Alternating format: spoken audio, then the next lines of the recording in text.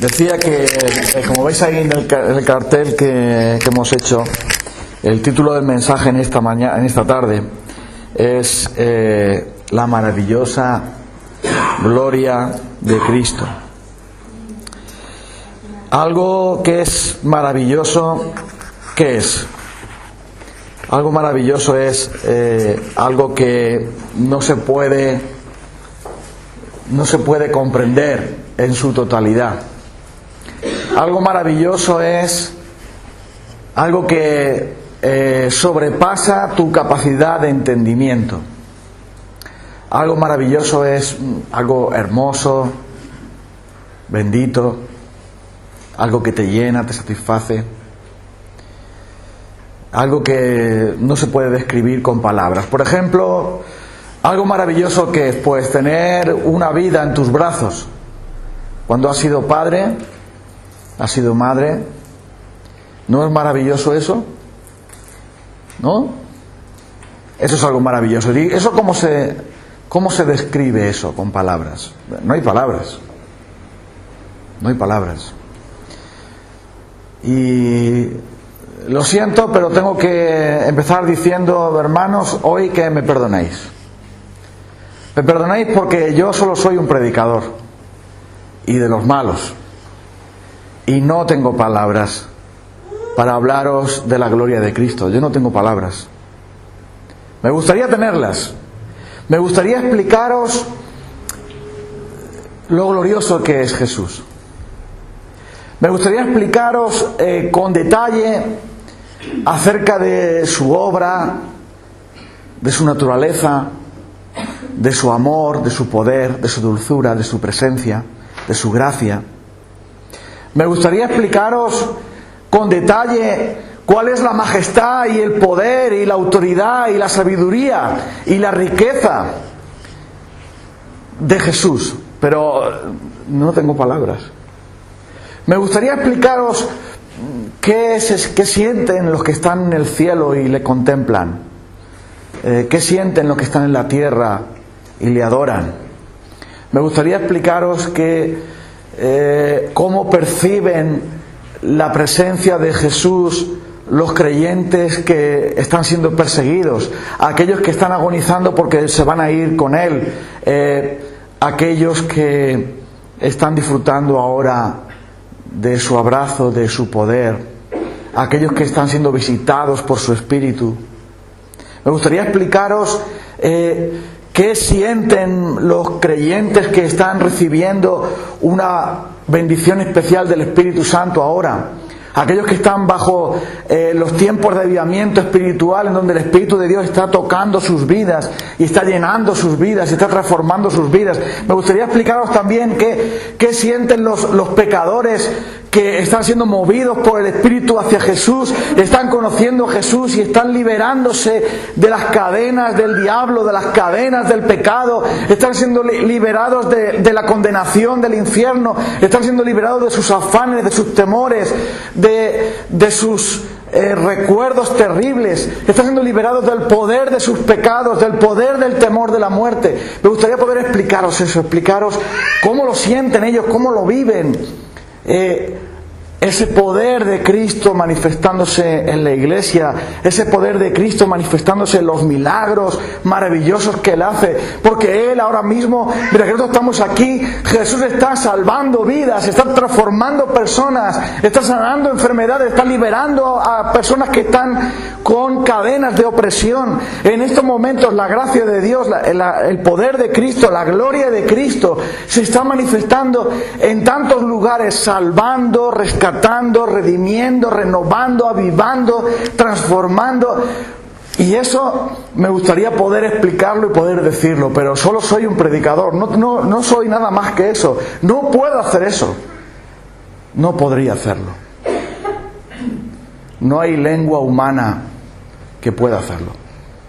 Yo me alegro de eso. Y como dice un autor, ni siquiera en 1000 lenguas se podría proclamar las glorias del Hijo de Dios. Y aunque hablásemos todas las lenguas humanas y angélicas, no podríamos tampoco describir la gloria del Hijo de Dios, porque Él está muy, muy, muy por encima de quienes somos nosotros. De la misma manera que tú no puedes guardar el agua del océano en un cubo, porque el agua del océano es inmensa y un cubo es muy pequeño, así tampoco nuestros corazones, nuestras mentes, nuestras lenguas no pueden, no alcanzan. Tú no puedes abrazar el universo, tú no puedes agarrarte a una estrella, tú no puedes viajar más allá de la luz, no puedes hacer nada de eso porque tú eres incapaz. Así tampoco nosotros somos capaces de poder comprender la gloria infinita del Hijo de Dios. ¡Imposible! Es totalmente imposible.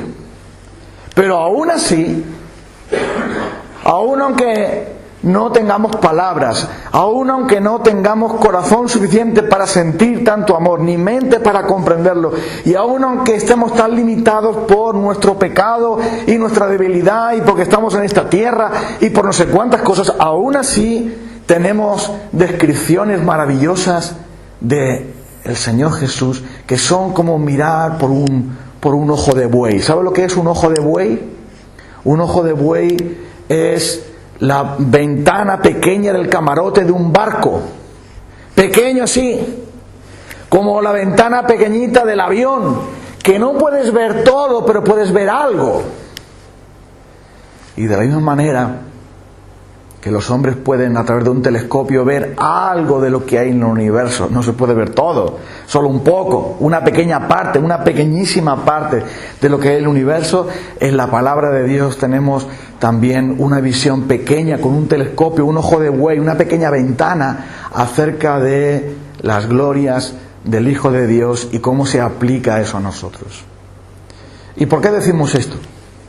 Decimos esto porque los hermanos a los cuales se escribió el Señor esta carta a través de un apóstol, quien fuera, no sabemos exactamente quién fue, pero empieza hablándoles de quién es el Señor Jesús y cuál es la gloria que hay en Él. ¿Y sabes por qué empieza hablándoles de eso? Porque ellos no estaban dedicándose a contemplar a Cristo, estaban dedicándose a contemplar otras cosas. Y ese era el problema. Y no empieza la carta hablándoles de los problemas que ellos tienen. Ya luego después se los va a explicar y les va a decir más cosas. Pero el autor de los Hebreos comienza diciendo: Dios, habiendo hablado muchas veces en otros tiempos a los padres por los profetas, en estos postreros tiempos nos ha hablado por el Hijo, por quien constituyó el universo, por quien hizo todas las cosas. En estos postreros días nos ha hablado por el Hijo, porque Él es el heredero de todo y por quien asimismo hizo el universo, el cual, siendo el resplandor de su gloria y la imagen misma de su sustancia, y quien sustenta todas las cosas con la palabra de su poder, habiendo efectuado la purificación de nuestros pecados, se sentó a la diestra de la majestad de las alturas. Mira qué manera de escribir una carta. Si tú quieres escribir una carta a unas personas que están en peligro, que tienen un problema, empezarías diciéndole: cuidado por aquí, cuidado por allí, ten cuidado, tienes este problema, arréglalo, resuélvelo. Pero Dios no empieza así esa carta. Empieza trayendo la atención de ellos ¿a qué? ¿A quién? A Cristo. Para que sepan quién es Él. Porque Él es el sol cuya potestad, cuyo poder, cuyo brillo es mucho más importante que las demás cosas. Si ellos retornan su mirada al Hijo de Dios, las demás cosas las van a ir soltando, porque no les va a interesar. Las demás cosas las van a ir dejando. ¿Sabes que en los inviernos manchegos, que son tan duros, hay veces en que estás en la casa y hace frío y tienes los pies fríos y estás ahí en el brasero delante de la estufa, pero no terminas de entrar en calor, porque al fin y al cabo una estufa, un brasero, una fuente de calor no es lo natural. La fuente de calor natural, ¿cuál es? El sol, ¿no? ¿Sí o no? Sí. Eso lo saben bien los colombianos, que tienen en verano todo el tiempo, ¿verdad? Entonces, ¿qué pasa? Que ¿No te pasa a ti que estás en el brasero delante de la estufa, pero no terminas, de pronto tienes calor, pero luego te alejas y tienes frío, o sea, no terminas, pero entonces te das cuenta de que el sol salió con bastante fuerza, es mediodía y ¿qué ocurre? Sales afuera y te pones justo enfrente del sol.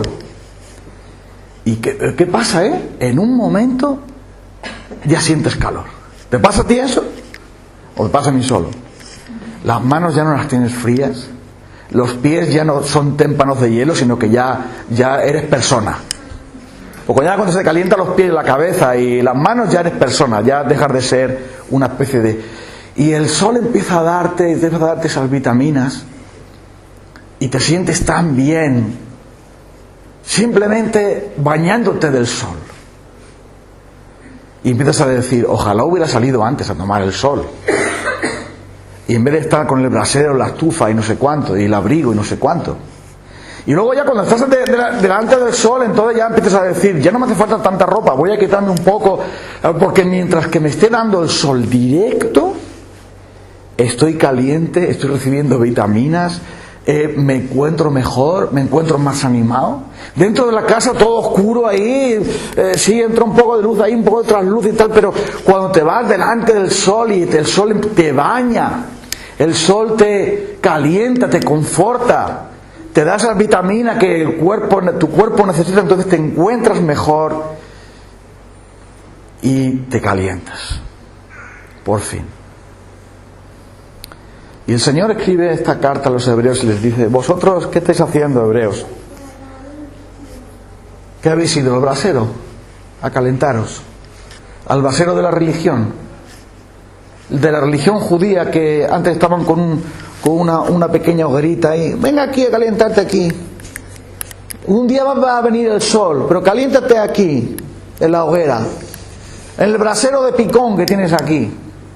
Porque eso era el Antiguo Testamento. El Antiguo Testamento y el Antiguo Pacto era un brasero. Está muy bien, calienta un poquito, sí.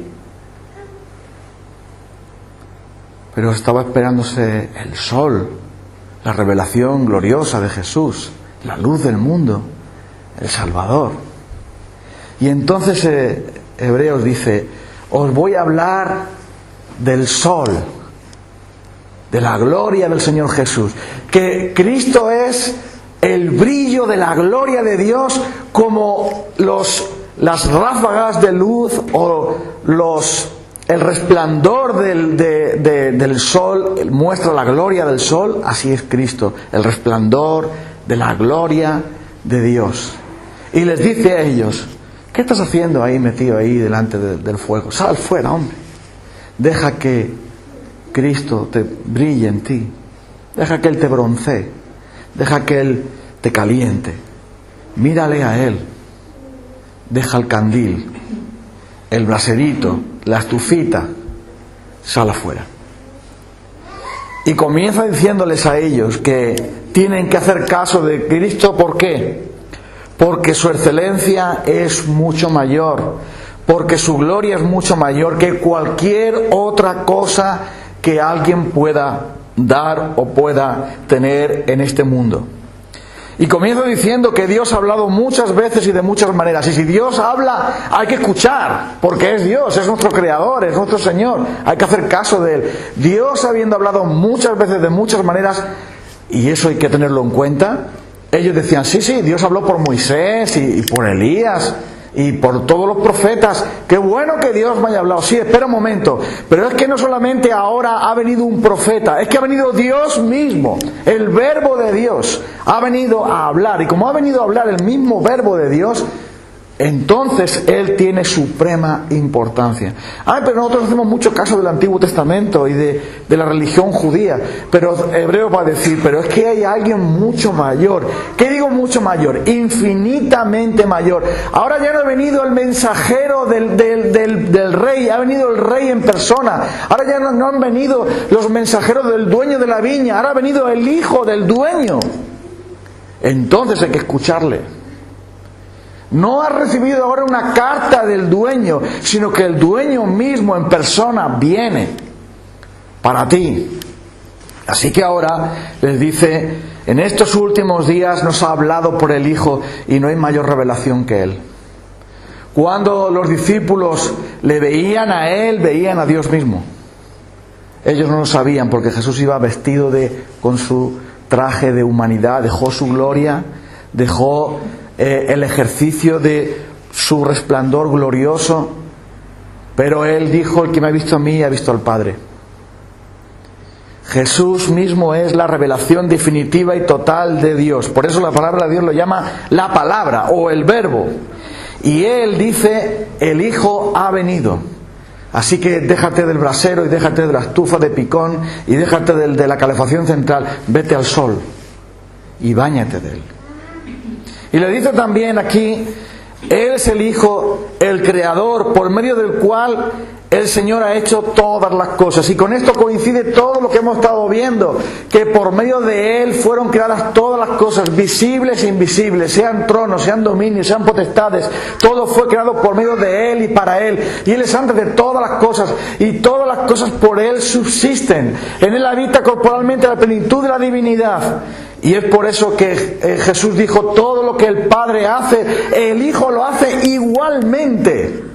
Porque el Padre ama al Hijo y le entrega todas las cosas. Y porque el Hijo es igual al Padre. Yo y el Padre una sola cosa somos. Entonces no ha venido un profeta más, un predicador más, alguien que va a traer un mensaje, sino que va a venir el mensaje mismo. Va a venir Dios mismo en la persona de Cristo. Y eso es lo que se celebra la Navidad. Se celebra el descenso del cielo de Dios, el Hijo, haciéndose hombre en la persona de nuestro Señor Jesús.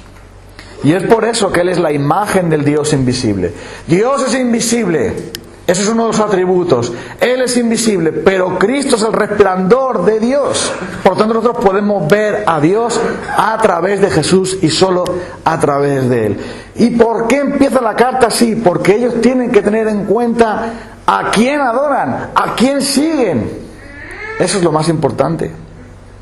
Mucho más importante que las necesidades que ellos pudieran tener o de las enseñanzas que hayan podido recibir es poner su atención en el Señor Jesucristo, centrarse en Él, en su excelente gloria. Y sigue diciendo aquí que Él, Cristo, es el resplandor de su gloria, la imagen misma de su sustancia. Los reyes tenían un anillo con un sello, tú esto lo sabes, ¿no? Y cuando se imprimía, cuando se daba una orden, un decreto, el rey se ponía cera y entonces el rey marcaba con su anillo en la cera y exactamente lo que se grababa en la cera era lo que venía en el anillo. Exactamente. Así que cuando alguien veía el sello del rey impreso en cera, podía estar seguro de que es algo que tenía la autoridad del rey, porque era exactamente lo mismo que tenía el rey en su anillo. Y Cristo es exactamente lo mismo que el Padre. Igual. Porque todos los rasgos, los atributos y el carácter del Padre están en su Hijo. Por eso dice que es el resplandor exacto, la copia exacta del Padre, podemos decir. Y aunque no es igual al Padre, porque el Padre es uno y el Hijo es otro, pero Cristo refleja fielmente todo lo que Dios es. Y es por esto que dice aquí, el resplandor de su gloria y la imagen misma de su sustancia. Él, siendo en forma de Dios, no estimó el ser igual a Dios como cosa que aferrarse, pero es igual a Dios en todos sus atributos. ¿Y qué es lo que ha hecho Cristo? Nos ha revelado directamente al Padre, nos ha hecho todas las cosas por medio de Él, el Padre, pero ha hecho algo mucho más glorioso y es salvarnos. Y es lo que dice aquí. ¿Qué ha hecho Cristo? Dice que Él sustenta todas las cosas por la palabra de su poder, pero ha hecho algo por nosotros. Versículo 3. Habiendo efectuado la purificación de nuestros pecados por medio de sí mismo. Ahora fíjate cómo está empezando la carta. Piensa primero quién es Cristo y ahora piensa en qué es lo que Él ha hecho por ti. Él habiendo efectuado la purificación de nuestros pecados. Es decir, Él vino a esta tierra no solamente para revelar al Padre, no solamente para mostrar su poder y su gloria, sino vino para hacer un trabajo que nadie más podía hacer, una obra que nadie más podía hacer. Ninguna criatura, ningún ser que no fuera Dios mismo podría llevar a cabo esa obra, purificar nuestros pecados, limpiar nuestros pecados, traernos definitivamente el cielo a la tierra, llevarnos a la gloria. Solamente podía hacerlo por medio de sí mismo, porque nadie sino Dios podía. Por eso, dice aquí, Él que es tan glorioso y magnífico, vino, dice, siendo tan glorioso, tan maravilloso, por medio de sí mismo, dice, efectuó la purificación de nuestros pecados. Y mira esto. Tú habrás oído seguramente aquella historia, aquel cuento de el príncipe mendigo.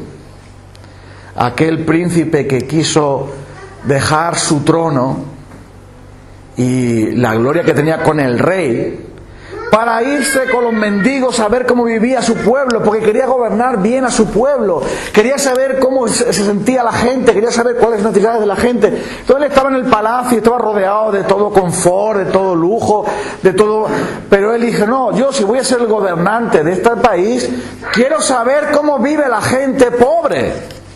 Y se disfrazó el príncipe de mendigo, se fue a la peor taberna que había, al peor barrio que había, a trabajar en lo peor, y pasó frío, pasó hambre, le pegaron, le robaron, le pasó un montón de cosas. Y cuando él decía, no, pero es que yo estoy como de incógnito, pero en verdad soy el príncipe, venga ya hombre, se reían de él, porque él pasó todo eso para saber cómo vivía la gente. Y en un sentido eso fue lo que hizo Cristo.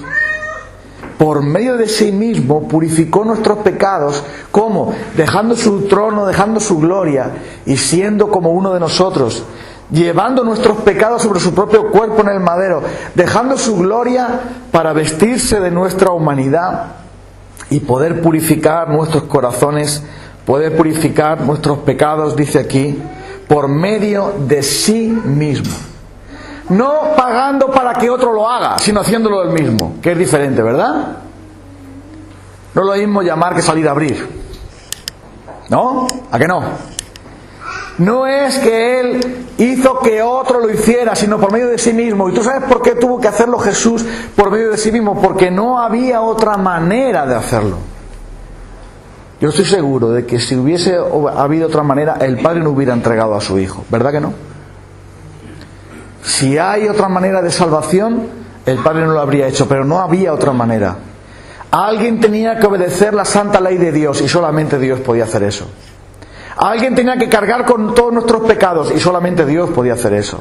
Alguien tenía que ser perfecto hombre porque fue el hombre el que pecó y era el hombre el que debía de pagar y solamente Dios podía hacer eso. Alguien tenía que cargar con el infierno y la condenación y el juicio y la ira y soportar toda tentación y solamente Él podía hacerlo. Tenía que ser 100% hombre y 100% Dios para eso. Y entonces eso lo hizo Él, habiendo purificado nuestros pecados por medio de sí mismo. Dice aquí, Él fue quien lo hizo. Él purificó nuestros pecados. No somos nosotros los que purificamos el pecado, los que limpiamos el pecado. No son la sangre de los toros y de las cabras como pasaba antiguamente, que era un símbolo y una sombra lo que había de venir, sino que Hebreos está diciendo ya, mira, Él es la máxima revelación, Él es Dios mismo, Él es aquel que con su sacrificio perfecto de una sola vez y para siempre hizo perfectos para siempre a los santificados. Él es poderoso para salvar, es el único que lo puede hacer, porque lo hizo por medio de sí mismo. Y Él efectuó la purificación de nuestros pecados. Y si Él lo ha efectuado, ya no hay más que pagar por el pecado. ¿Se entiende esto? Utiliza el verbo pasado perfecto. Se acabó. Habiendo purificado por medio de sí mismo nuestros pecados, se sentó a la diestra de la majestad de las alturas. Cuando se dice esto, que habiendo purificado, ya lo ha hecho todo. Eso quiere decir que nosotros ahora no tenemos culpabilidad, como ya ha dicho antes el hermano, citando Romanos 8:1, ninguna condenación hay para los que están en Cristo, porque Dios no va a castigar 2 veces el mismo pecado. No se puede pagar 2 veces por la misma multa, por el mismo delito. Y si Cristo llevó nuestros pecados sobre su propio cuerpo en el madero, y Él pagó por nuestros pecados, por todos y cada uno de ellos sin que falte ninguno, porque si faltara uno, entonces estaríamos en el infierno. Pero si Él pagó por todos y cada uno de nuestros pecados, el Padre no te va a reclamar a ti ningún pecado en relación a que te puedas ser condenado. Sí te puedo reclamar en cuanto a la recompensa que Él ha prometido a los creyentes, ha prometido una recompensa especial según nuestras obras. Pero en cuanto a lo que tiene que ver con entrar al cielo, Cristo pagó por todos y cada uno de nuestros pecados. Y sabes una cosa, lo más lamentable, lo más triste de nuestros amigos católicos es que dicen que Cristo no es suficiente. Tiene que ser sacrificado en cada misa. Y tienen que añadirle también los méritos de María, los méritos de los santos, los méritos de no sé cuántos y tal. Y además tú tienes que pagar una pena, una multa por tu pecado. Tienes que rezar no sé cuánto, tienes que hacer no sé qué, y tienes que hacer tal cosa. Porque Cristo no es suficiente. Eso le pasaba a los hebreos. Los hebreos decían eso. Cristo no es suficiente. Yo tengo que pagar también. Y tengo que abstenerme de esto. Y tengo que hacer lo otro. Y tengo que sacrificar no sé qué. Y Hebreos va a decir, el sacrificio perfecto es Cristo, y se acabaron los sacrificios. Ya se acabó todo eso.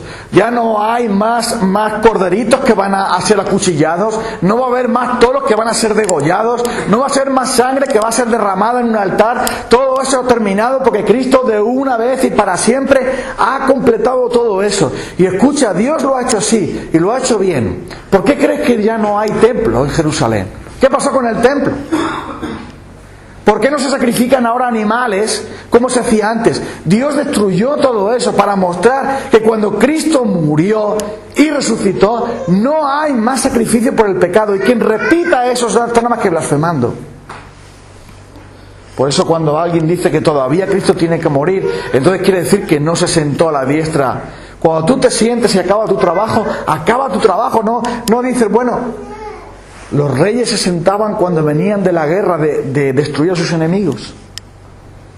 Y una vez que venía el rey de la guerra y había matado a sus enemigos, había un paseo triunfal, todo el mundo aplaudía, ¡viva el rey! ¡Ha vencido el rey! Delante del rey iban ¿quiénes? Los reyes vencidos, en una procesión. Y la gente los abucheaba, ¡oh! ¡Has perdido! Y delante del rey iban los esclavos que habían capturado. Iban también avergonzados los gobernantes que se habían opuesto al rey. Iban en procesión ahí, todos encadenados. Y detrás iba el rey sentado a su caballo. ¿Y qué es lo que hacía el rey cuando ya había terminado la batalla, había terminado la guerra y había triunfado sobre ellos? Llegaba a su trono y se sentaba allí, y el rey sentado allí impartía justicia. Estos a la muerte, estos al destierro, estos para allá y estos para acá, y se hacía una gran fiesta. Y escucha, eso es lo que está diciendo aquí el Señor. Habiendo purificado nuestros pecados, Él ha vencido la muerte, Él ha vencido a Satanás, Él ha vencido al pecado, Él ha vencido todos sus enemigos, los ha puesto por estrado de sus pies. Delante de Él en procesión ya va el demonio, ya van los diablos, ya va el pecado, ya va la muerte, ya va el mundo, ya va todos los enemigos, ya van delante avergonzados. Todavía le dicen, no, pero tú avergüenza, cállate ahí. Tienes que doblar tu cerviz. Y el diablo va de rodillas, tembloroso, porque detrás de Él está el Rey de Reyes, el Señor de Señores, el Rey de la Gloria.